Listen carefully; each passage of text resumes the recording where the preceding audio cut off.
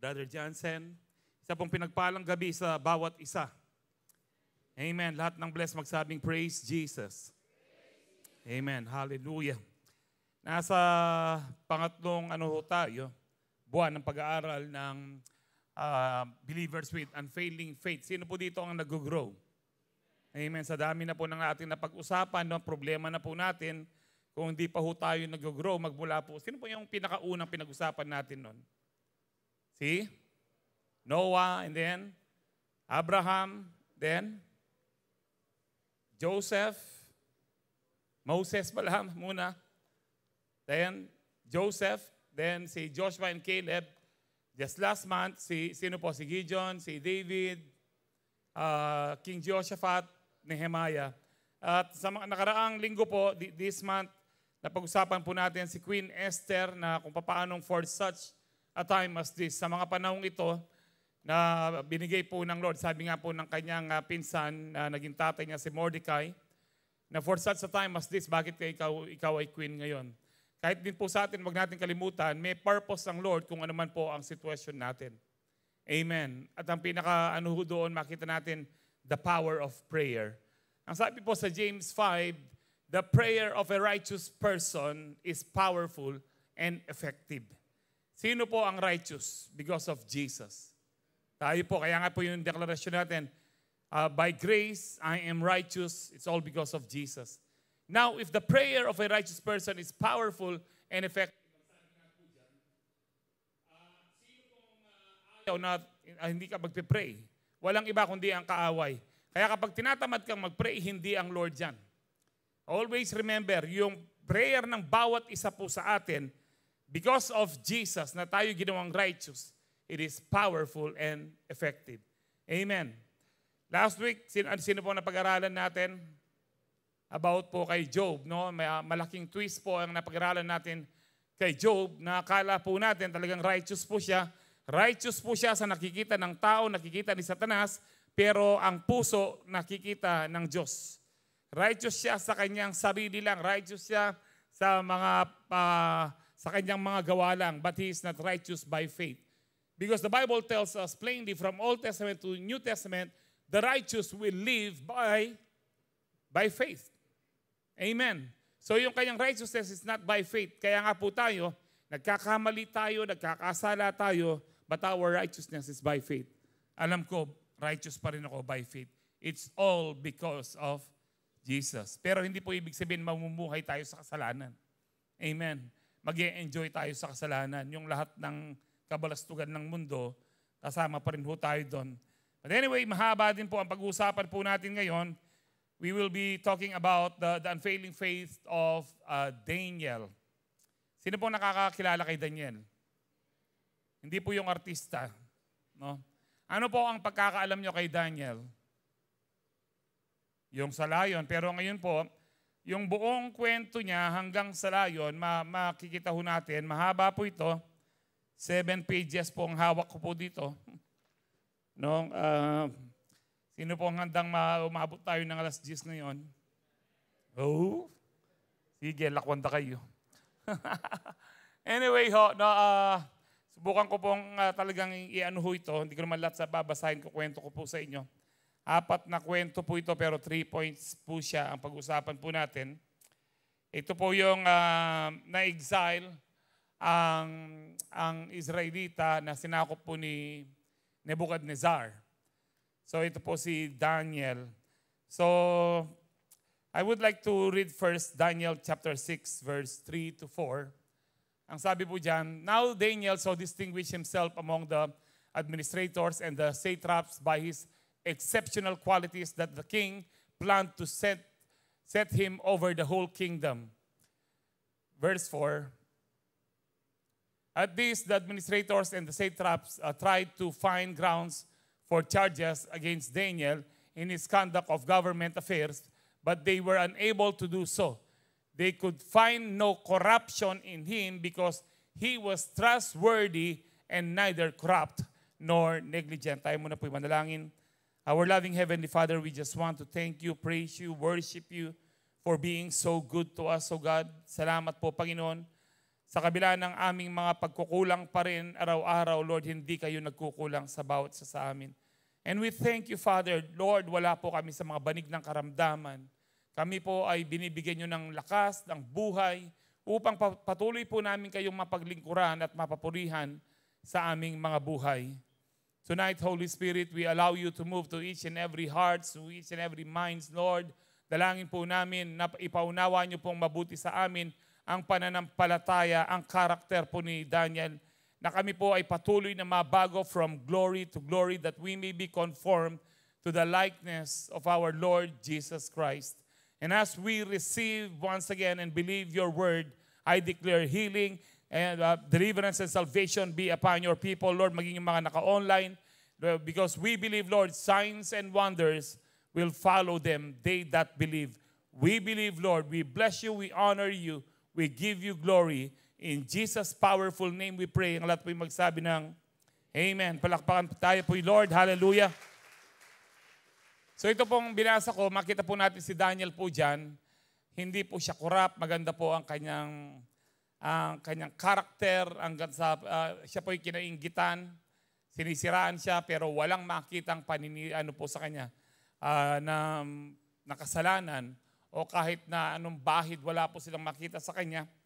But si Daniel po ay nag-start po in Babylon nung pong sila'y kinuha po ni Haring Nebuchadnezzar. Nung nasako po ni Haring Nebuchadnezzar, ang hari po ng Babylonia, ang Babylon, ang dating ang Iraq po ngayon, ay kinuha po niya ang lahat ng matitipunong lalaki, magagandang lalaki, at matatalinong lalaki. At kabilang na po dyan si Daniel at ang kanyang mga tatlong kaibigan, si Hazariah, Mishael, at saka po Hananiah, Mishael, at saka po si Hazariah, na mas kilala po natin Shadrach, Meshach, at Abednego. At sa chapter 1 po ng Daniel, makita niyo po doon na ang nais ng hari, ang lahat po ng pinili niya na para sila ay maglingkod sa kanyang palasyo at maging wise men. Ito po yung mga diviners, astrologers, no? Sorcerers, ito po sila, ay kumain mula po sa table ng hari. Kung anong kinakain ng hari, ipakain sa kanila. Pero si Daniel, dahil very faithful po sila sa Word of God, ang Word lang po nila noon, ang Word of God lang po nila noon ay ang Torah. Ano po ang Torah? Genesis, Exodus, Leviticus, Numbers, Deuteronomy. So pinagbabawal po ng Diyos na kumain sa mga pagkain ng pagano. Nakiusap po siya na sila ay bigyan na lang ng gulay. Na natakot nung una po yung servant ng hari, pero sabi niya, tingnan mo kami sa 10 araw. Sa 10 araw, maganda po ang pangangatawan po nila. For 3 years, ititrain po sila ng language at saka po ng literature po ng Babylonia. So after 3 years, ang hari po, tines po ang bawat mga kalalakihan na pinili po niya mula sa kanyang bayan at sa iba't ibang bansa na nasakop po niya. Sina Daniel, Shadrach, Meshach at Abednego ay iba po ang kanilang 10 times na magandang lalaki po sila, 10 times na magandang pangangatawan po nila, at 10 times po din silang matatalino. Kaya nga po, tunghayan po natin ang mga batang ito, no, na kasama po ni Daniel, sina Shadrach. Pero next week po, kung di pa darating ang Lord, tutuloy natin yung kina Shadrach. Pero may ilan po silang participation sa mga pointers po natin. But anyway, si Daniel po ay 14 years old nung nag-start po sa Babylonia. Mamantagin niyo po yun, 14 years old. Hiwalay na sa mga magulang. Probably patay na kanilang mga magulang dahil nga po ginera sila ni Haring Nebuchadnezzar. Anyway, ito po ang unang pag-aaralan po natin. Our first pointer, Daniel had unfailing faith in God because Daniel had a strong faith that his God was much more powerful than the gods of Babylon. Kayo ho ba naniniwala kayo na si Kristo na ating sinasamba po dito sa Calvary Temple, siya na po ang pinakamakapangyarihan sa lahat? Katulad ng inawit natin kanina, yung kanyang pangalan, the name above all names. Ibig sabihin po niya, kung siya, ang pangalan niya ay above all names, wala nang ibang makapangyarihan pa kundi ang pangalan ng ating Panginoon. Ang Panginoon lamang po ang tunay na Diyos at tagapagligtas. Siya ay Diyos na nagkatawang tao. Yung po paniwalang detang iglesia na pong kain, deta pong iglesia na pong manalo, nasabihan da tao yamo, o gagawan dong mulala ding karelang kay, kayo mamasa ko ang Bible, bayong balo. Sa John chapter 1, sinabi ho doon na, in the beginning was the Word, and the Word was with God, and the Word was God. Sino ang Word? Si Jesus. Pagdating sa verse 14, and the Word became flesh. Yung Word na Diyos, nagkatawang tao. Sabi ko pin, no, kaya din yung utak da. Na sabyandang tao yan. Opo, tao siya, pero hindi lang siya tao. Diyos siya na nagkatawang tao. Napakaliwanag po yung isang verse pa lang po yung pinakita ko sa inyo. Na nasa rosary po ng mga Catholic siya na sinabi pong, ang sabi po doon, and flesh and dwelt among us. Nasa John 1:14 po yan. So si Daniel po, he had a strong faith kasi dito po, at this time po may problema ang hari, nakapanaginip po siya, dito po sa chapter 2, sa second year ng kanyang pag-reign, nakapanaginip po si Haring Nebuchadnezzar at ang kanya, na masyado po siyang nabahala, he was so troubled and hindi na po siya nakatulog hanggat pinatawag po niya ang kanyang mga wise men. Ito po yung kanyang mga enchanters, no? Ito po yung kanyang mga sorcerers, astrologers, magicians. At ang sabi po ng hari sa kanila, nakapanaginip ako kanya at nagugulumihanan ako, pwede nyo bang sabihin yung panaginip ko at i-interpret ninyo? Sabi po ng long live mahal na hari, sabihin nyo po yung panaginip nyo at i-interpret po namin. Sabi ng mahal na hari, hindi. No, nandiyan po, hindi ko na binabasa, hindi. Because I have firmly decided na kung hindi nyo sasabihin yung panaginip ko at sasabihin yung interpretasyon, no, sabi po dyan, I will have you cut into pieces. Icha-chop-chop ko kayo at ang inyong mga bahay susunugin ko. Sabi po ni, mahal na hari, sabihin nyo po yung paginaginip at amin pong interpret. Sabi po ng ganyan ng, alam ko, sabi dyan ng mahal na hari, no, nagte-take time lang kayo, dinidelay-delay nyo, no, pero alam nyo kasi, nakapag-decide na ako. And then po, once again, ang sabi po ng mga wise men na ito, wala pong, mahal na sabihin niyo po, wala pong, sabi po nila dyan, walang sino man ang pwede pong magsabi ng inyong panaginip. Dapat sabihin nyo para ma-interpret po namin. Ni walang hari ang sabi po dyan. No, nainis po ang mahal na rin. Sabi dyan, no king, however great and mighty, has ever asked such a thing of any magician or enchanter or astrologer. O nga naman, no? Parang may tupak po si dito, si Nebuchadnezzar. Bakit nga hindi niya sabihin yung panaginip niya? Ewan ko po, may tupak siguro talaga. Pero tinetest niya, kung talagang magician kayo, kung talagang wise men kayo, kung talagang mga astrologers kayo, sorcerers kayo, kayo ang pinakamatalino, dapat alam nyo ang panaginip ko. Yun po ang sinasabi ni Haring Nebuchadnezzar dito. Pero sa sagot po ng mga wise men po niya na mahigit pong daan-daan po itong mga ito, ang mahal na hari po, sabi po nila, ang hinihiling ng mahal na hari, napakahirap na hindi pwedeng, excuse me po, walang pwedeng gumawa nun, kundi mga Diyos lang at hindi po natin kasama. Ang mga Diyos na yan. Ang sabi po dyan, ang mahal na hari ay lalong nagalit. This made the king so angry, sabi po dyan, and furious, that he ordered the execution of all the wise men of Babylon. Lahat ng wise men, ibig sabihin dito kasama si Daniel, si Ananiah, Mishael, at saka po si Azariah.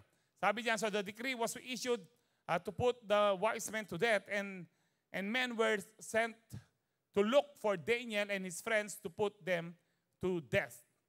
Ito po yun. Pero nung narinig po ni Daniel ay naging tactful at saka kinausap po niya yung commander po ng hari na bakit ganyan na lang, pwedeng pakilipat na. Sunod kayo sa kwento kapag pakilipat. Bakit ganyan na lang? Sabi diyan, No, na sabi ni Daniel, no, with wisdom and tact. Sabi diyan, Daniel spoke to him sa commander ng hari with wisdom and tact. Alam niyo po, kapag may matinding pagsubok tayo, o kahit anong pagsubok po, hilingin po natin sa Diyos ang wisdom. Ano man problema po natin, whether financial, family problem, health problems, ang kailangan po natin wisdom. Ang sabi po ng James 1:5 na if any of you lacks what? Wisdom, he should ask God who gives generously to all without finding fault. Ibig sabihin po ng to all without finding fault, wala pong condition. Kahit po ang unbeliever pwedeng humingi ng wisdom sa Lord kasi ang wisdom ng Diyos ay si Kristo. Ang sabi po ng Bible. Kaya nga po, and it will be given you. Kaya kung ano man po kinakaharap po natin, katulad po ni Daniel, ang ginawa po niya, yung wisdom ng gagaling sa Diyos, ito po ang ginawa niya. So, he spoke to the commander of the king na, ang sabi niya dyan, why did the king issue such a harsh decree? Bakit napakabagsik naman ang batas ng Diyos? Kaming lahat papatayin? Dahil lang sa panaginip niya na hindi ma-interpret. So, nung sinabi po nito ni si Aryok po, ang kausap po niya. No, Aryok then explained, no, para pong Aryok, manok, no. And then sabi Aryok explained the matter, sabi po niya kay Daniel, at this Daniel went into the king and asked for a time so that he might interpret the dream for him. So pinuntahan po ni Daniel ang hari para humingi pa ho ng time bago i-execute ang Bakit? Sabi nga po ito ang first point natin kasi nga naniniwala si Daniel na higit ang pinakamakapangyarihang Diyos sa lahat, yung Diyos na sinasamba po nila. Na Diyos po natin ngayon. Kaya nga po, ganito kalakas ang loob ni Daniel. Alam niya, masosolve niya ang problema ng hari. Kaya nung umuwi po si Daniel sa kanilang bahay, kinausap niya yung mga kasiyo niya. Sino po yung mga kasiyo niya? Mga kaibigan niya, si Shadrach, Meshach, Abednego. So sabi niya kay Hananiah o Shadrach, Mishael or Shadrach, Meshach, saka po si Azariah, Abednego, he urged them to plead for mercy. Ang ibig sabihin nito, sinabi niya, alam niyo, nakausap ko ng mahal na hari, nag-uwingi ako ng extension na para ma-interpret ko ang panaginip niya. Mag-pray tayo, let us plead God for mercy. Ang sabi po dyan, from the God of heaven concerning this mystery, so that he and his friends might not be executed with the rest of the wise men of Babylon. Tingnan niyo ho ito. Alam niyo po, there are times na marami tayong hindi naintindihan sa ating mga buhay, but God can reveal the mystery po sa atin. Lord, bakit ako may karamdaman ngayon? Lord, bakit may ganito akong problema?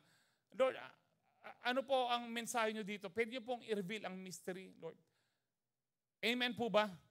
Yes, nagtitiwala tayo kay Lord. Pero kung meron tayong nais na malaman, God can reveal the mystery sa atin po. So nagpray po sila. And then po, that night din po, ang sabi po dyan, during the night, the mystery was revealed to Daniel in a vision. Then Daniel praised the God of heaven. So, pagkatapos po nila nagpray, agad pong sumagot ang Diyos. No, and then sabi dyan, and said, praise be to the name of God forever and ever. Wisdom and power are His. And He changes times and seasons. He deposes kings and raises up others. He gives wisdom to the wise and knowledge to the discerning. He reveals deep and hidden things. Tingnan niyo po ito. He reveals deep and hidden things. Alam niyo po, ano po sabi po ng Jeremiah 33:3? Call unto me and I will answer you, and I will show you great and mighty things which you do not know. No, tumawag kayo sa akin. Ito po yung telephone number ng Lord, Jeremiah 33:3. Sasagot ako sa inyo. Well, anyway, kaya nga pa sumagot ang Panginoon. Sabi po ni Daniel, He reveals deep things and hidden things. He knows what lies in darkness, and light dwells with Him. Tingnan niyo muna po yan. Amo, may pa replay na kalupay na beng. And light dwells with Him. No? Kasi po gusto kong anuhin po ito. Baka naniniwala kayo ngayon dun sa isang dating, okay naman yung dating pastor po. No? Dati Mongol 1 lang siya. Ngayon Mongol 2 na. No, sabi niya, ang God ng Old Testament ay darkness. Yung ang isa, sabi niya, magnanakaw daw si Yahweh. Ganyan na po kasama. Makanyano kaborbolen. Dening kaya nga rin. In the last days, marami pong lilitaw na ganyan. Kaya maliwanag po dyan, light dwells with Him.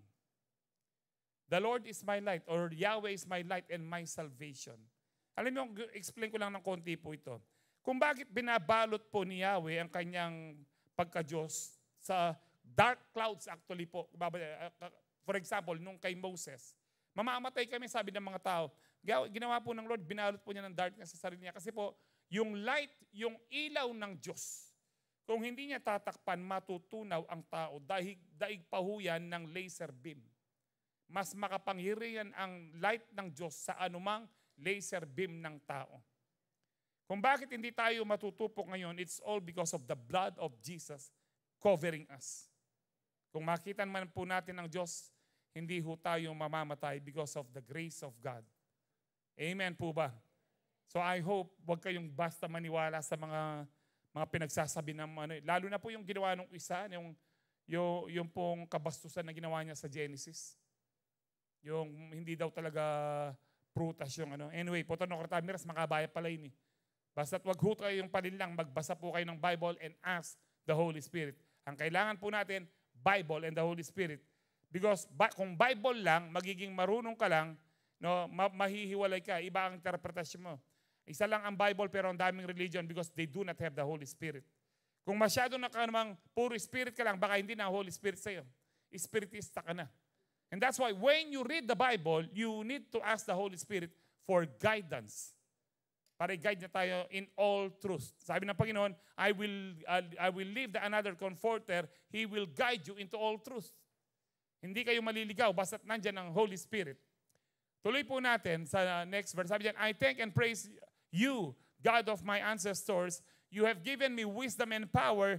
You have made known to me what we ask of you. Pero siya lang, inulit po ni Daniel, you have made known to us. Sino po yung us? Sila pong magkakaibigan. Yung CU po niya. Remember, si Daniel, Shadrach, Meshach, and Abednego. So, reveal pala, hindi lang kay Daniel, baka siguro sa atin, marami sa inyo, ang alam po natin, reveal lang ang dream kay Daniel. No. Reveal yung dreams at saka interpretation kay Daniel, Shadrach, Meshach, at Abednego. Maliwanag po yan. You have made known to us the dream of the king. Next verse po. Then Daniel went to Arioch. Kilala niyo pa si Arioch, commander po ng whom the king had appointed to execute the wise men of Babylon. Sabi po dyan, no? Sabi niya, wag mong execute ang mga dalhin mo ako sa mahal na hari, I will interpret the dream for him. Now, nung pumunta si Arioch, nagmamayabang kay King Nebuchadnezzar. Haring Nebuchadnezzar, ang sabi po niya, may kilala ko yung mga exile sa Babylon, kaya po niyang sabihin ng panaginip niyo at interpret. Pati si Arioch may confidence. Alam niyo po si Daniel, bakit may confidence?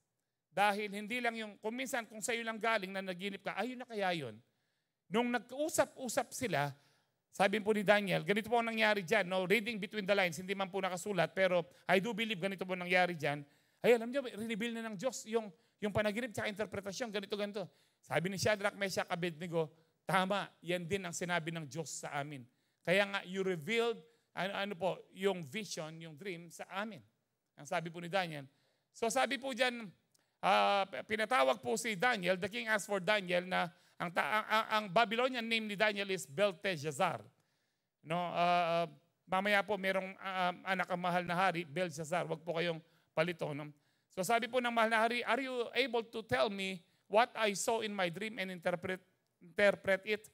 Kaya mo bang sabihin yung panaginip ko at the same time, kaya mo bang interpret? Sabi po ni Daniel, ito pong reply po ni Daniel sa mahal na hari, no wise man, enchanter, magician, or diviner can explain to the king the mystery he has asked about. Siguro, sa unang salita po ni Daniel ito, siguro sabi ni Nebuchadnezzar, kala kong kaya niya? Anong pinagsasabi niyang wala? Pero tinuloy po ni Daniel, but there is a God in heaven. Kala ko, kundi pupugutan ko na ng ulo ito kanya. Sabi niya, but there is a God in heaven who reveals mysteries. He has shown King Nebuchadnezzar what will happen in days to come. So meron na pong hint ang mahal na hari dito. Ang pinakita sa inyo, it's about the future. Ang sabi po ni Daniel. So your dream and the visions that pass through your mind as you were lying in bed are this. Ito po ang yung panaginip, sabi ng mahal na hari. Your Majesty, habang nakahiga kayo, ang sabi niya po dyan, ay ang iyong pag-iisip, turn to the things to come and the revealer of mysteries. No, ang tinawag po ni Daniel, ang Diyos na sinasamba po nila, revealer of the mysteries. Sabi po dyan, showed you what is going to happen. Sabi niya, as for me, this mystery has been revealed to me, not because I have greater wisdom. Hindi po nagmalaki si Daniel dito na marunong po ako. Sinasabi po niya dyan, hindi po dahil mas marunong ako o mas matalino ako sa mga ibang kasama ko, pero dahil ito ay binigay lang ng Diyos.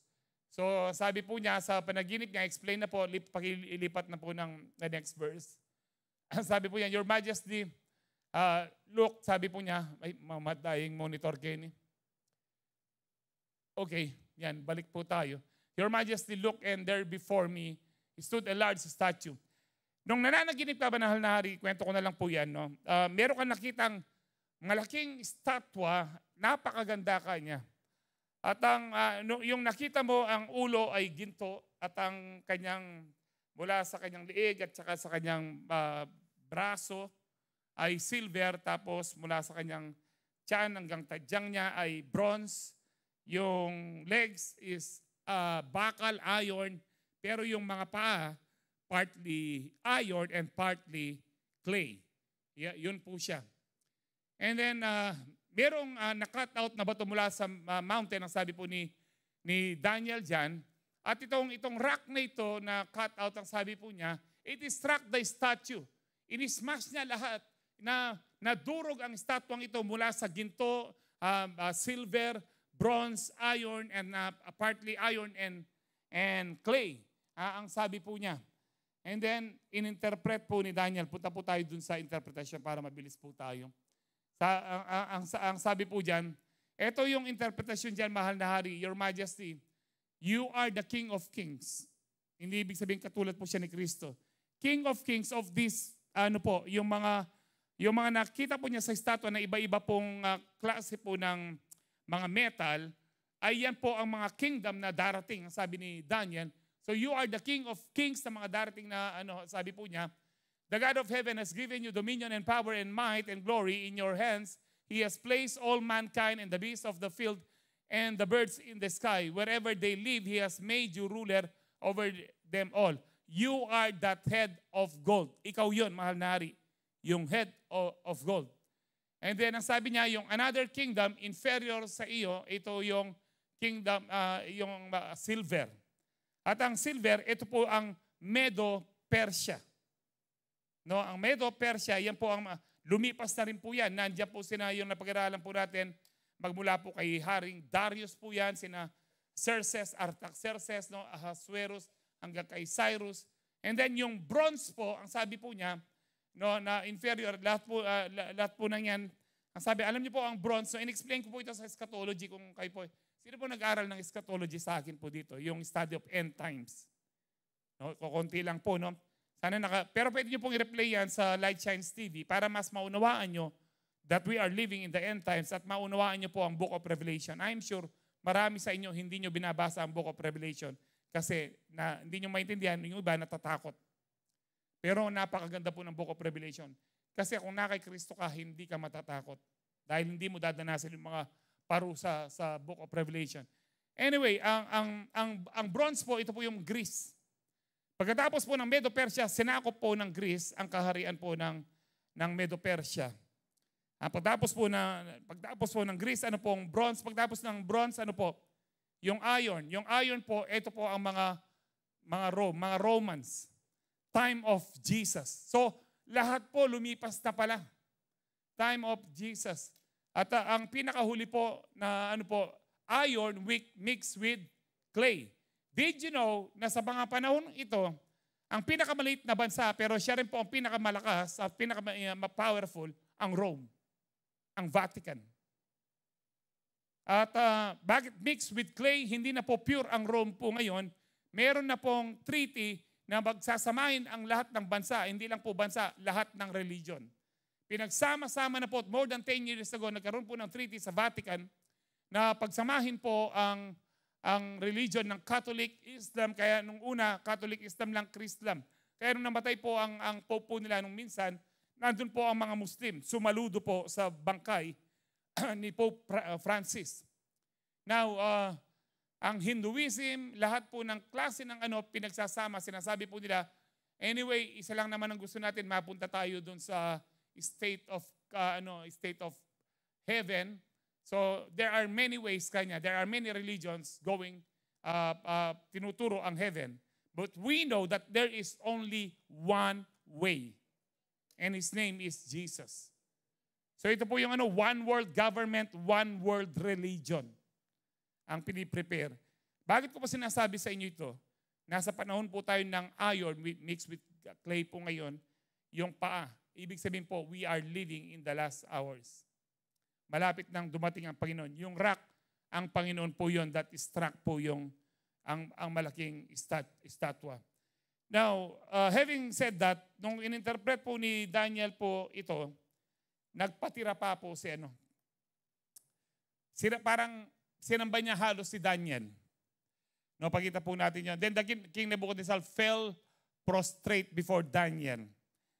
No, alam niyo po yung fell prostrate, hindi po ito prostate, no? Prostrate, yung pong nagpatira pa, yung pong pagmumukha niya nasa lupa po siya. Halos, bakit? Ang sabi po kasi ng mga wise men niya nung una, wala po pwedeng gumawa niya kundi mga Diyos lang na hindi natin kasama. So parang inakala po ni Nebuchadnezzar dito na si Daniel ay Diyos. Bakit nahulaan niya kung ano ang pumasok sa isip niya na interpret pa niya? So binayaran po siya with honor, ordered that, sabi diyan, that an offering and incense be presented to him. Tingnan niyo po, ang incense po in the Bible times, ino-offer lang yan para sa mga Diyos. No, pinausukan pa si Daniel, siguro sabi ni Daniel, no? Ba't di na lang po si Aryok na manok para mailap. So the king, sabi po niya, said to Daniel, surely your God is the God of gods and the Lord of kings and a revealer of mysteries. For you were able to reveal this mystery. Next verse. Sabi niya, then the king placed Daniel in a high position and lavished many gifts. Tingnan niyo po ito, ang dami po niyang regalo. Hindi lang po many, kundi lavish pa. Lavish many gifts. Ang sabi po diyan on him, he made him ruler over the entire province of Babylon. 17 years old lang po si Daniel dito. Second in command, kaagad. Dahil naniwala si Daniel na ang kanyang Diyos, siya ang pinakamakapangyarihan sa lahat. Dapat tayo rin po maniwala ka, kapatid, na ang Kristong nasa iyo, siya ang pinakamakapangyarihan sa lahat at wala ng iba. So na-promote po si Daniel, 17 years old, teenager, second in command sa buong Babylonia. And then, naging po siya, ruler po siya ng lahat ng mga wise men. Ang ibig sabihin po siya ang pinakamatalino sa lahat, which was true. Yun po talaga talagang siya ang pinakamatalino dahil nagtitiwala siya sa Diyos na buhay, hindi sa mga Diyos na bato, hindi sa mga Diyos na patay. And then sabi yan, moreover, at Daniel's request, may request si Daniel, malakas na ang loob niya, 17 years old. Sabi niya dito, Daniel's request, the king appointed Shadrach, Meshach, and Abednego administrators over the province of Babylon, while Daniel himself remained at the royal court. Alam niyo po, kapag, ano pong lesson dyan? Kapag ikaw ay merong blessing na promote ka, huwag mong kalimutan ang iyong pamilya. Huwag mong kalimutan ang mga kasiyo mo. Hindi kinalimutan ni Daniel, sabi niya, mahal na hari, pwede ba yung mga kaibigan ko i-promote mong maging administrator ng buong Babylonia? Mantakin niyo ho ito. Next week po, kung di pa darating si Jesus, pag-aaralan po natin patungkol po dyan sa kay Shadrach, Meshach, Abednego. So sabi yan, Karintana, pobre yun na ako mayari, miras na koken. Anyway po, so na-promote po si Daniel at maging ang kanyang mga kaibigan, 17 years old. Sige po, basahin po natin Psalms 86, 8-10. Sabi yan, among the gods, there is none like you, Lord. Ang sabi po ni David, walang katulad ng Diyos. Bakit walang katulad po ang Diyos? Ang sabi po ng inawit natin kanina, Lord, your name is higher than all created things. Ang Diyos po, hindi siya created thing. Lahat tayo, even the angels, even Satan, mga created beings po sila. Ang Diyos lang po ang hindi created being.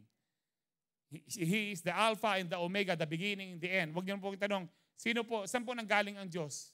That will be stupid. Pag sinabi mong Diyos, yun na po yun. Yun na ang simula. Kasi kung merong pinanggalingan ng Diyos, merong tatay ang Diyos, tatanungin niyo sigurado, sino yung tatay ng Diyos? Namayari. Pag sinabing Diyos, period. He is the beginning and the end, the Alpha and the Omega. Kaya wala siyang katulad. Hindi siya created being. No? Siya po he exists on His own. No? Self-sustained God po siya. Walang nagsusustain sa Kanya, kundi siya lang dahil siya po ay Diyos. Amen. Ang sabi po dyan, among the gods, there is none like you, Lord. No deeds can compare with yours. All the nations you have made will come and worship before you. Lord, they will bring glory to your name, for you are great and do marvelous deeds. You alone are God. Amen ho ba? Walang ibang Diyos, kundi yung name above all names. Anong pangalan po niya? Si Jesus. Alam niyo po ba't tinawag na name above all names? Ibig sabihin po, lahat ng pangalan in the Old Testament, yung mga Jehovah Jireh, Jehovah Rapha, mas mataas si Jesus. Nakapaloob na po doon ang Jehovah Jireh. Kaya si Jesus ang provider mo. Nakapaloob na rin po doon ang Jehovah Rapha. Kaya si Jesus ang iyong kagalingan. Nakapaloob na rin po doon ang kapayapaan mo. Siya rin po yung Jehovah Shalom. Lahat ng Jehovah, Adonai, Yahweh, in the Old Testament, ang pinakamataas na pangalan, Jesus, the name above all names. Kapag tinawag mo si Jesus, kompleto na po yan. Unlike in the Old Testament, kung ano lang pangangailangan nila, ganun nilang tatawagin ng Diyos. O Jehovah Jireh, may pangangailangan po ako. O Jehovah Rapha, pagalingin niyo po ako. Pero ngayon, pag sinabi mong Jesus, kompleto na po yan. Kahit nakalimutan mo yung ibang kailangan mo, hindi kayo nagtataka, hindi mo man pinag-pray, pero binigay ng Lord. Because kapag tumawag ka kay Jesus, kompleto na yan. Amen. Hallelujah. So unfailing faith is having a strong belief that there is only one Almighty God that you can fully depend on. Number 2, Daniel had an unfailing faith in God because Daniel had a bold faith. Kanina po, strong faith. Had a bold faith to warn, sabi po dyan, the king about the consequences of his wickedness. About this time, nanaginip po muli si Haring Nebuchadnezzar for the second time around, pero about 45 to 50 years old na po si Daniel ho dito. So lumipas na po ang ilang dekada ho dito. Nanaginip po si Haring Nebuchadnezzar sa chapter 4 na po tayo. Ang sabi niya po dyan na habang nasa bahay daw po si Haring Nebuchadnezzar, meron siyang dream na natakot po siya. No, nakahiga po siya sa kanyang now explain ko na lang po, medyo mahaba din po kasi yan. Nakapanaginip po siya ng napakalaking halaman na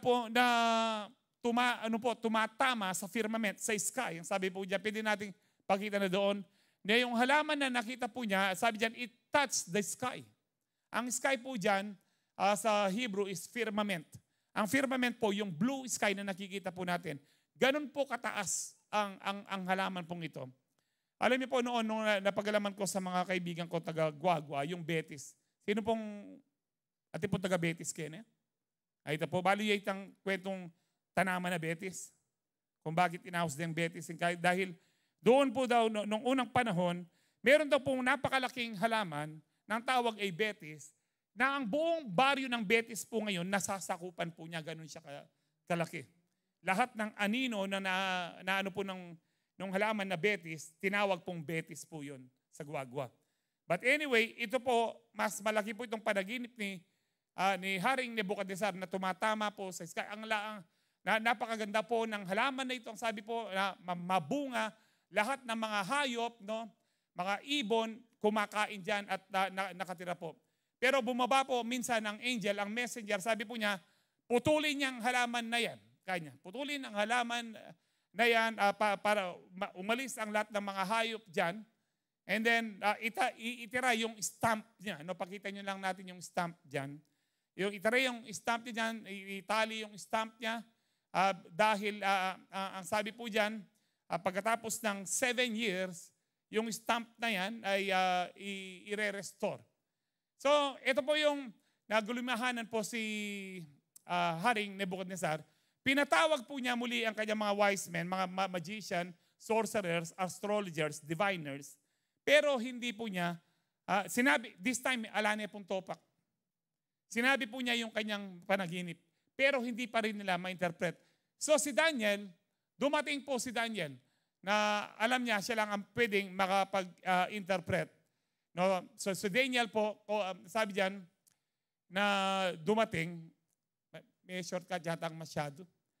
So dumating po si Daniel po, no, yung sa time pong yon, na dahil hindi ma-interpret po ng mga wise men, so sinabi ng mahal na hari kay Daniel ang panaginip niya. At si Daniel po, no, yung pinakitang verse kanina, no, yung shortcut ko na rin nga, na ano po siya, na maganda basahin niyo po sa bahay po ito, natakot po siya. Na ano po siya, sabi po ni Daniel dyan, so Daniel, sabi po dyan, was greatly perplexed for a time and his thoughts terrified him. Napansin po siya ng mahal na hari, sabi po ng mahal na hari, Belteshazzar, do not let the dream of its or its meaning alarm you. Belteshazzar answered, my Lord, sabi niya, if only the dream applied to your enemies and its meaning to your adversaries. Sana itong panaginip nyo sa mga kaaway mo na lang. So mahal naman pala ni Daniel ang kanyang hari, no? Kahit hindi niya talaga hari. So sabi po niya, yung nakita niya pong halaman na lumaki na tumama po sa sky, ang sabi po diyan, na nakikita sa ends of the earth, ang sabi po diyan, sa dulo ng buong mundo, na napakayabong po niya, napakayaman niya, lahat kumakain, sabi po niya, no, tuloy po natin ano niya. Sabi po niya diyan, Your Majesty, you are that tree. Kayo po 'yon. No, you have become so great, strong, your greatness has grown until it reaches the sky, and your dominion extends to distant parts of the earth.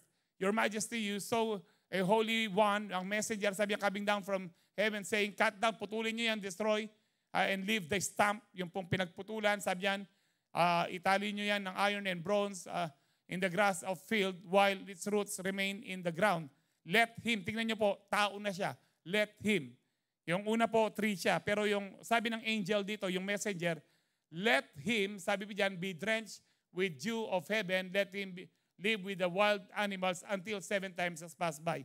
Hayaan siya na, sinebukan ni Sarda po, hayaan siyang maging kaisipan niya, hayop, kumain siya ng katulad ng baka na at siya ay mabalot ng mga balahibo, magbasa ang kanyang balahibo. Ang sabi po dyan, until 7 years, doon niya acknowledge na ang pinakamakapangyarihan sa lahat, walang iba kundi ang Diyos ng langit at lupa. Ito po yung sinasabi po ni Daniel. So sabi po ni Daniel, you will be driven away from people. Mawawala ka dyan.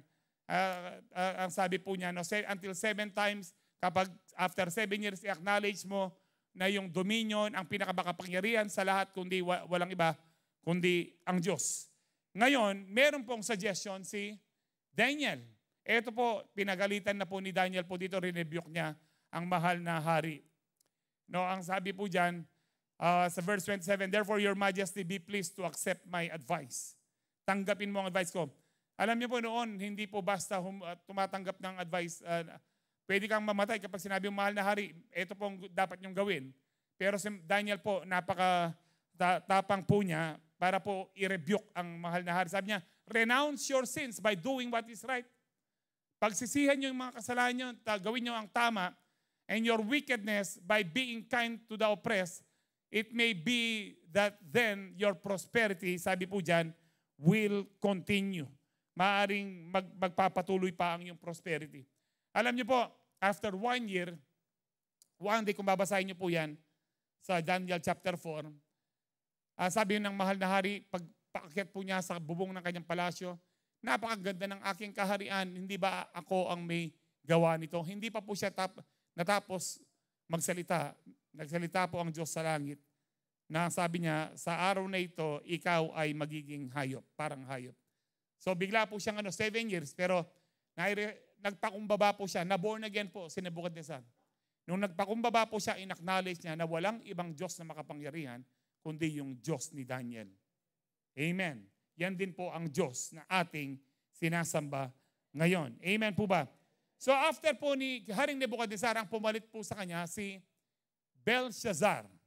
Si Daniel po, pangalan niya sa Babylonia is Belteshazzar. Ang pangalan po ng pumalit kay King Nebuchadnezzar na kanyang anak ay si Belshazzar. Sa Daniel chapter 5 na po tayo. At this time, si Daniel po is 80 years old na po siya. He was 80 years old. Si King Belshazzar, nagpa-party-party po siya, kung babasahin niyo po dyan. No? At nakikipag-inuman sa mga noble, sa mga mayayaman, at sa kanyang mga concubines, sa mga kabit po niya, at sa mga asawa po niya. Pinakuha po niya yung mga golden goblets na nagaling po sa temple ng Jerusalem na sinakop po ng kanyang mahal na ama. So uminom sila sa mga banal po na mga baso na galing po sa Temple of Jerusalem. So uminom po sila dyan. And then habang umiinom po sila, sabi sa verse 4, as they drank wine, they praised the gods of... Ang pinuri, ang sinamba po nila, meron po silang tinatawag na gods of gold, gods of silver, bronze, iron, wood, and stone. And then habang sila umiinom po, suddenly, sabi niyo po suddenly and all the emotions. No. Ilan lang po yung nakangiti, balo po dito ang atinang edad kalupa ko. So suddenly, sabi po dyan, the fingers of a human hand, bigla pong lumitaw ang isang kamay. Sabi po dyan, appeared and wrote on the plaster of the wall near the lampstand in the royal palace. Hindi ba kayo magugulat habang nagsasalta ako dito, biglang may lumitaw na kamay dyan. At magsulat po siya. And then the king, sabi po dyan, namutla ang hari, ang sabi po, his knees were knocking. Bala mo cartoons, mga nagbekang Bugs Bunny. Nangatog po yung kanyang mga tuhod sa sobrang takot. And then, pinatawag po ng Haring Belshazzar ang mga wise men na naman po dyan para basahin kung ano yung nakasulat at i-interpret. Ang sabi niya, kung sino man makapag-interpret sa inyo, gagantimpalaan ko kayo, you will be clothed in purple and have gold chain placed around your neck, and then you will be the third highest ruler in the kingdom. Pero wala pong nakapag-interpret. Lalo pong natakot ng mahal na hari, no, lalo siyang nagulumihanan. Pero sabi ng kanyang queen, o mahal na hari, ka pa-stress. Huwag kang pa-stress. Meron nung panahon ng tatay mo, during this time, parang wala na po sa palasyo si Daniel kasi 80 years old na po siya, nag-retire na siya. No? Merong tinatawag na si Belteshazzar na napakatalino. Marami siyang na-solve na problema noon sa iyong ama. Siya lang ang pwedeng makapag-solve niyan, huwag kang mag-alala. Ipatawag mo siya. So pinatawag po niya si Daniel, no? So pinatawag niya si Daniel at ang sabi niya, so Daniel was brought before the king and the king said to him, "Are you Daniel?" So hindi po niya kilala. Matanda na po si Daniel dito, hindi na siya 14 or 17 years old. 80 years old na po siya. Ikaw ba si Daniel? Sabi niya, one of the exiles my father, the king, brought from Judah. I have heard that the spirit of the gods, ito po yung laging tawag din po ni Nebuchadnezzar sa kanya, spirit na meron siyang spirit of the gods, is in you, and that you have insight, intelligence, and outstanding wisdom. Next verse. The wise men and the enchanters, sabi diyan, were brought before me to read this writing and tell me what it means, but they could not explain it. Sabi niya, now, sabi po niya, I heard na kaya mo ito, sabi niya, kung mababasa mo ito at ma-interpret mo, you will be clothed in purple. And then, lalagyan kita ng gintong kwintas sa iyong leeg, ang sabi niya po dyan. And then sabi niya, at gagawin kitang third highest ruler in the kingdom. Siguro, alam niyo po, inistab lang po ni Daniel to kasi nung panahon niya, napakayaman niya, lavish many gifts. Nahalala niyo po yon? And then, second in command. Ito, third lang po. Ang sabi ni Daniel, you may keep your gifts. Sabi niya, sa iyo na lang ang ano mo, ibigay mo na lang sa iba yan. Kaya, nevertheless, huwag kang mag-alala, i-interpret ko pa rin para sa iyo yan. I will read the writing for the king. Sabi niya, kung ano man ang ibig sabihin nito. Your Majesty, sabi niya, hindi niya binasa, sinermonan niya po itong si Belshazzar. Sabi niya, Your Majesty, the Most High God, gave your father Nebuchadnezzar sovereignty and greatness and glory and splendor because of the high position he gave him. All the nations and all the peoples of every language dreaded and feared him. Those the king wanted to put to death, he put to death. Those he wanted to spare, he spared. Yung gusto niyang papatay, papatay niya. Yung gusto niyang, hindi niya papatayin. Saka yung gusto niyang i-promote, sabi niya dyan, ipinopromote niya. Sabi diyan, and those he wanted to humble, nagpapakumbaba po sa kanya. Sabi po niyan, but when he started become arrogant, naging mayabang ang tatay mo, sabi niya, and hardened with pride, he was deposed from his royal throne and stripped of his glory. Ang sabi po diyan, he was driven away from his people. Nagkaroon siya ng kaisipan ng parang hayop, kumain siya ng katulad ng baka, ng donkey, na kumakain siya ng damo. In other words, sabi mo diyan, until 7 years, ang sabi diyan, hin-acknowledge niya ang Most High God is sovereign over all the kingdoms on earth and sets over them anyone He wishes. But you, sabi niya, pinagalitan po siya. But you, Belshazzar, his son, sabi niya diyan, have not humbled yourself, though you knew all this. Alam mo ang nangyari sa iyong ama, pero hindi ka nagpakumbaba sa Diyos. Ang sabi po niyan, instead, you have set yourself up against the Lord of heaven. Sabi diyan, pinakuha mo pa yung mga goblets na galing sa temple ng Diyos. No, nag-inuman kayo diyan at sinamba niyo yung mga Diyos ng mga Diyos-Diyosan niyo. Sinamba mo, sabi diyan, but you did not honor the God who holds in His hand your life and your ways. Tingnan niyo, renebuke niya po. Kung kayo po, kaya niyo bang i-rebuke ang isang matas na nasa posisyon? Ito po, pinagre-rebuke po dahil. Renebuke niya ang tatay niya, renebuke din niya ang anak niya. Napakatapang po niya. Sabi diyan, in His hand, sabi po diyan, who holds in His hand your life and all your ways. No? Alam niyo po, sabi ko nga ho, no? Kung ako lang po ay magkakaroon po ng pagkakataon, makapagsalita po sa Senado, kaya po sa Malacanang, sasabihin ko na po ang katotohanan. Patay kung patay. No? Total, mamamatay ka rin. Sasabihin ko ng katotohanan na walang pwedeng magligtas sa tao, magligtas sa Pilipinas, magpabago sa Pilipinas, kundi si Kristo lang. Hindi mahihinto yung pagnanakaw nyo. No? Makanya na siguro para papaginasbok kayo. Kasi alam nyo lahat yan. Nasa top, tayo, I think top 3 tayo sa buong, buong mundo ho ata, o kundi man na buong Asia, buong mundo, na pinaka-corrupt. Alam niyo po, ang corruption, hanggang po sa pinakababa. Madalas po, kapag po ang tatay ko nag-garden sa amin, pinuputal po niya yung puno po sa amin, katulad ng manunggay, tinatali po niya, nakaayos naman. Ang mga basurero, ayaw pong kunin. Bawal daw. No? Na-experience yan, ganun ba din sa inyo? No? Makanyan. Ano sabi? Nagsusumbong yung biyenan ko, sabi niya, ayaw kunin yung mga kahoy kanya. Mika ako, madali lang yan. Sabihin mo, bigyan ko siya ng pagmerienda. Binabot ko po yung 100. Tinanggap, sinakay. Dapat sinabi nyo, kala akong bawal. Kahit bigyan ko ng 1 million, yung bawal ay bawal. Pag may pera na, pag may merienda na, wala nang bawal. Hanggang sa mga basurero, corrupt. 7-Eleven po sila. Paano yung 7-Eleven? 7-Eleven, corrupt. Anyway, kung may pagkakataon po tayo, huwag tayong matakot. I-rebuke yung pong mga nagkakasala pong yan, lalo na yung kahit sa matas na posisyon. No? Now anyway, tuloy ko muna po ito. Sabi diyan, therefore, he sent the hand that wrote the inscription. Sabi diyan, this is the inscription that was written.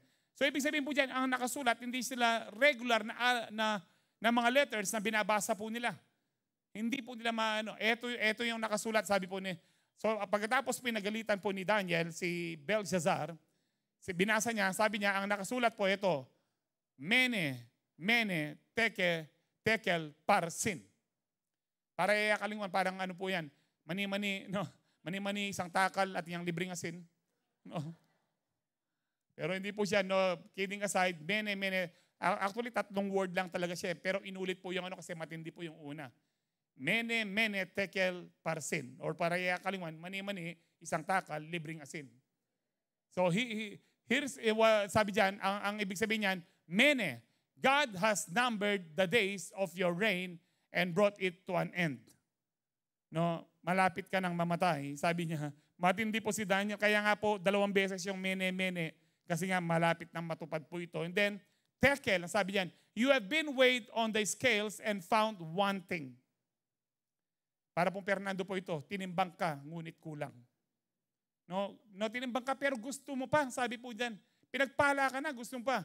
Peres, ano pong Peres? Deta pong makapanggatal. No? Sabi po diyan, your kingdom is divided and given to Medes and Persians. No, ang iyong kaharian ibibigay sa mga Medes at saka sa mga Persian, sa mga Medo-Persian. Next verse, ang sabi po diyan, then at Belshazzar's command, Daniel was clothed in purple. Kahit ganun po kasama yung interpretasyon, tinupad ng Belshazzar naman ang kanyang So, tinanggap naman ni Daniel, kanina po pakipot no? Bigay mo naman sa iba. So, binihisan po siya in purple, meron po siyang kwintas na gold, at somehow, third highest ruler in the kingdom. Before po, ano po siya? Second in command. No? Isa po yung pinakamataas sa lahat ng except sa king. So sabi po doon, pagkatapos niyan, that very night, Belshazzar, king of Babylonians, was slain. Pinatay po siya. Sinong pumatay? Mga Medo-Persia, ang mga Medes. Kasi po dumating na si Haring Darius, ang hari ng Medo-Persia. Hari ng Medes at Persians. And Darius the Mede took over the kingdom at the age of 62. Ibig sabihin po nito, habang nagpa-party-party sila, habang kinakausap ni Daniel, ang hari, lumulusob na ang Medo-Persia. Pagkatapos ininterpret ni Daniel, pinatay ang hari.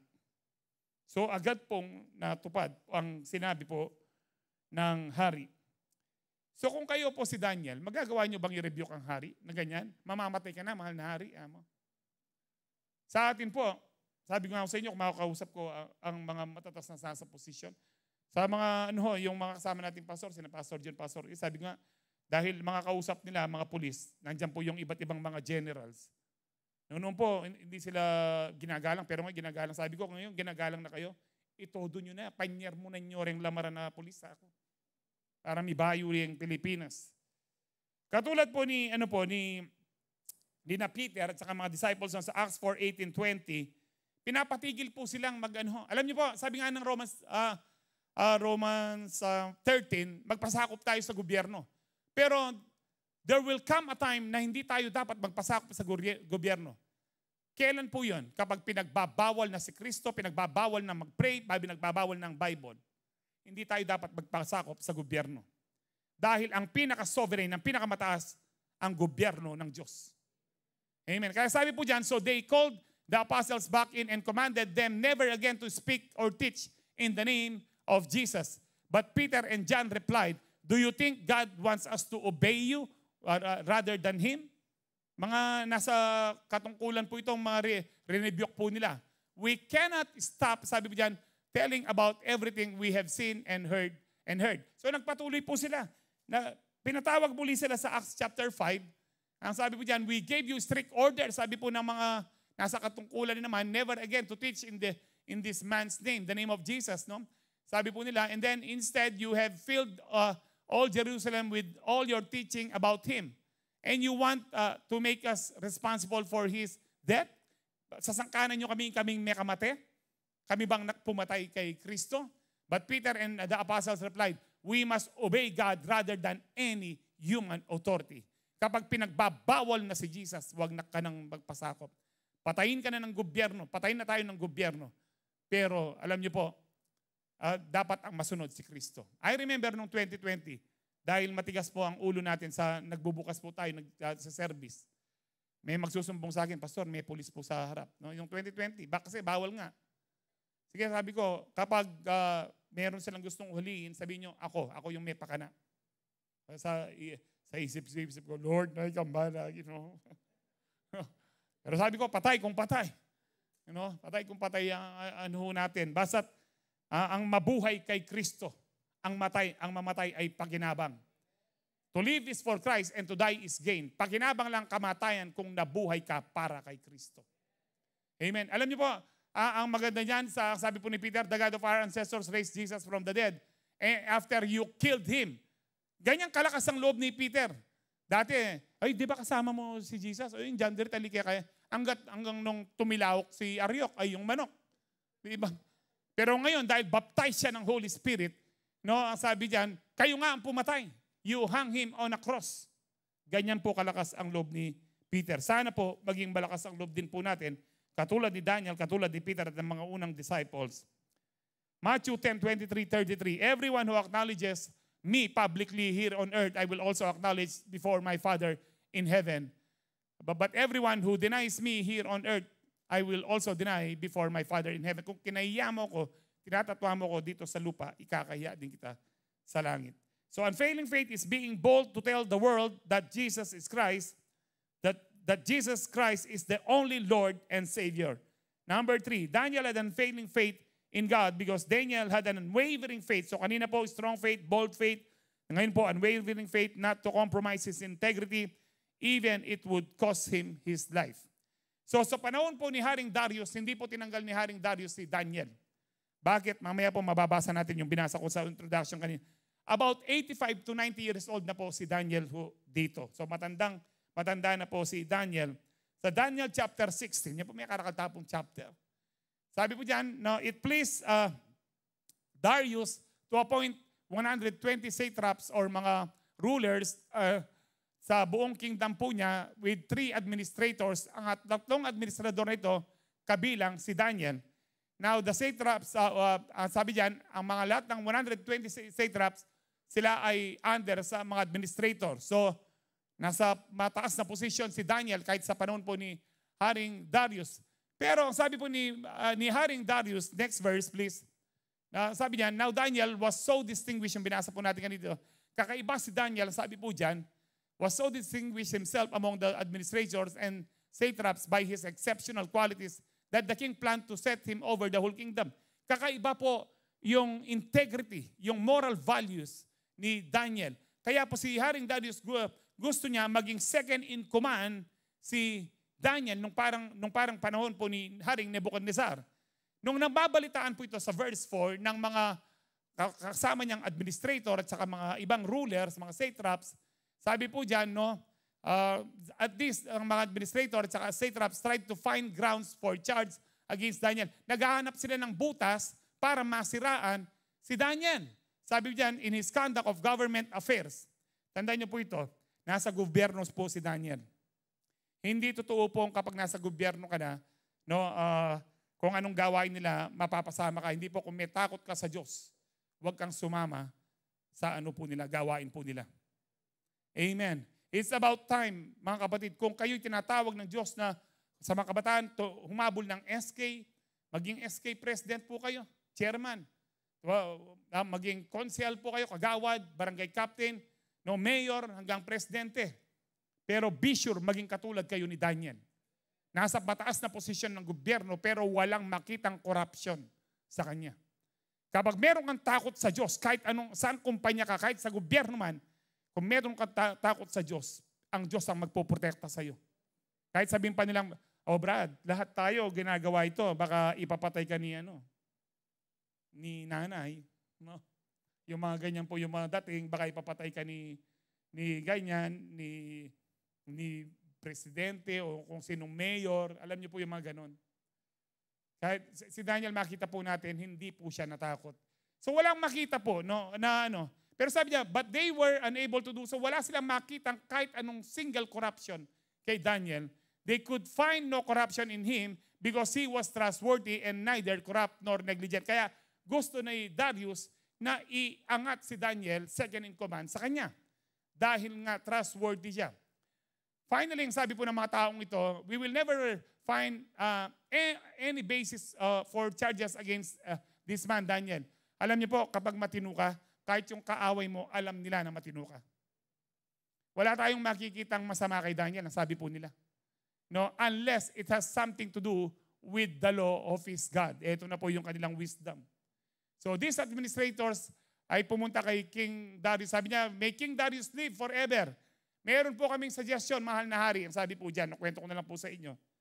No, magpasa po kayo ng batas according to the law of Medes and Persia na walang ibang tatawagin na Diyos, walang ibang magpe-pray sa ibang Diyos, kundi sa iyo lang for 30 days. In other words, sinasabi nila, mahal na hari, pwede ho ba kayong maging Diyos for 30 days? Tuwang-tuwa naman po itong nautong si Darius.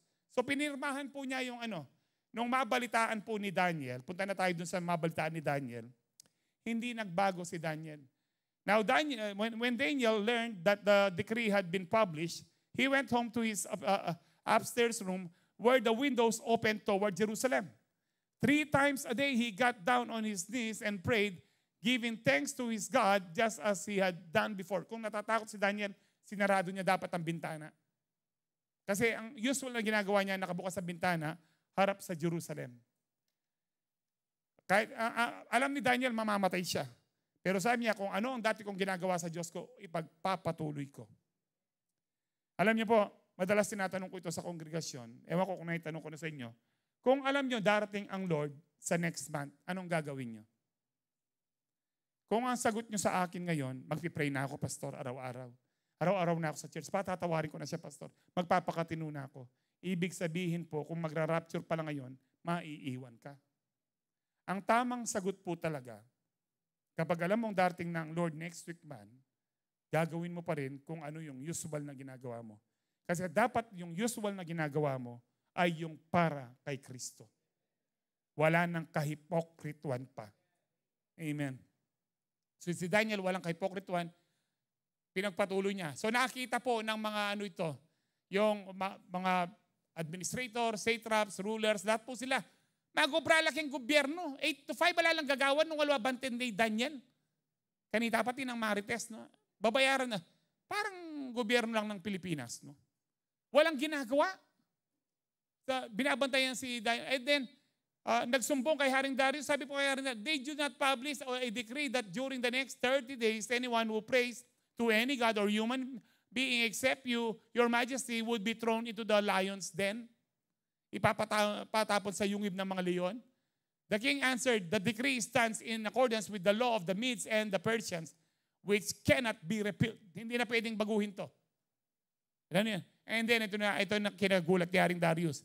Then they said to the king, Daniel, who is one of the exiles from Judah, pays no attention to you, your majesty, or to the decree you put in writing. He still prays 3 times a day. Tingnan nyo, binantayan 3 times a day. Umaga, tanghali, hanggang gabi, binabantayan si Daniel. Alalang gagawan ding lamaran. Nung alway ng kasiran kang Daniel, when the king heard this, he was greatly distressed. Na-stress po ang Bakit? Mahal niya si Daniel kasi napagkakatiwalaan niya. So he was determined to rescue Daniel. Gusto niyang iligtas si Daniel and made every effort until sundown to save him. So lumubog ng araw, may balik na rin lamaran na satraps. Ilan po yung satraps? 120 na po yun. Nandiyan pa yung mga administrator, yung may mga katungkulan pa. Nagbalik po sila, mahal na hari, pagilipat po natin. No? Sabi po dyan, remember your majesty that according to the law of the Medes and the Persians, no decree or edict that the king issues can be changed. So walang choice ang mahal na hari, pinatawag si Daniel. So sabi niya, bago itapon si Daniel sa yungib ng leon, ang sabi po ng mahal na hari, may your God whom you serve continually rescue you. Ano na po dito malungkot?